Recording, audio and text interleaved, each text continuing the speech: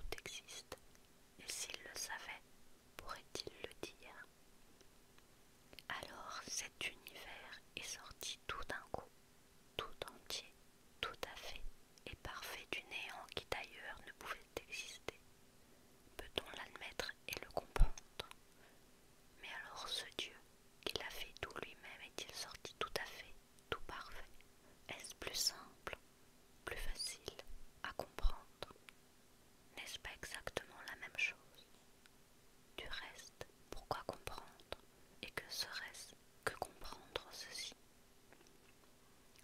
Si nous pouvions le comprendre, nous cesserions à l'instant d'exister sur le plan où nous nous trouvons.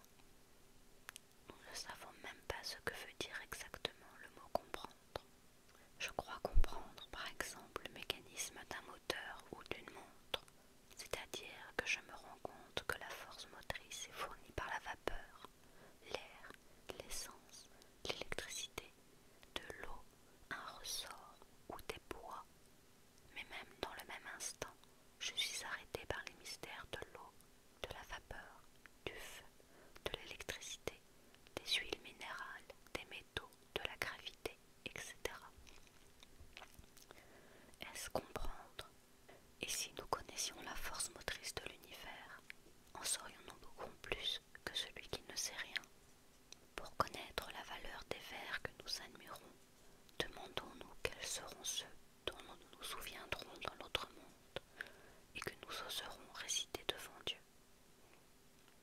On me reproche de ne jamais conclure. Si je pouvais le faire, je ne serais plus ici, je ne serais plus homme, je serais près de Dieu. Et ma première conclusion serait de vous rendre, amis ou ennemis, aussi heureux que le Dieu que j'aurai enfin trouvé. 8 fois sur 10, on meurt par mégarde. Tenons notre place dans l'univers et ne la quittons pas avant l'heure fixée. Si nous la quittions volontairement, qui la prendrait? Mais pourrions-nous la quitter avant, puisque l'heure de notre mort volontaire aurait été également fixée? Tout ce que fait le corps est pardonnable parce qu'il est irresponsable. Mais pourquoi l'âme serait-elle responsable de ce que fait un corps qui lui obéit rarement? Nous ne trouvons que l'éphémère en cherchant l'éternel. Je me suis des malheurs, une image tracée, et je les ai déjà vaincus par ma pensée. Dit Jean de La Fontaine en traduisant Virgile. Et plus loin, croyez-vous qu'une voix, à prier obstinée, change l'ordre des dieux et de la destinée? Ne cède point aux mots, va contre eux, ne crains rien. Suis ton sort en tout lieu, il te conduira bien. Et nous trouvons dans un vers de Cicéron que La Fontaine a traduit ainsi. Que sert-il de lutter contre les destinées? Le sage en est conduit, le rebelle entraîné. Jéhovah en personne, ou par le truchement de ses prophètes, parlait sans cesse à son peuple qui lui tournait le dos et s'empressait d'adorer d'autres dieux dès qu'il n'entendait plus sa voix. Qu'enfin le Christ, malgré la sublimité de son enseignement et l'évidence de ses miracles, presque personne ne l'écouta, ne crut en lui, ne le suivit. Et nous à qui, depuis près de 2000 ans, aucun Dieu n'a donné signe de vie, pourquoi devrions-nous croire ce que crurent point ceux dont une voix divine et des prodiges bouleversants emplirent les oreilles et les yeux? Est-ce l'histoire qui nous a trompés? Les hommes n'ont commencé d'admettre la divinité du Christ que lorsqu'ils ne l'ont plus vu. N'ai-je point le droit de voir plus grand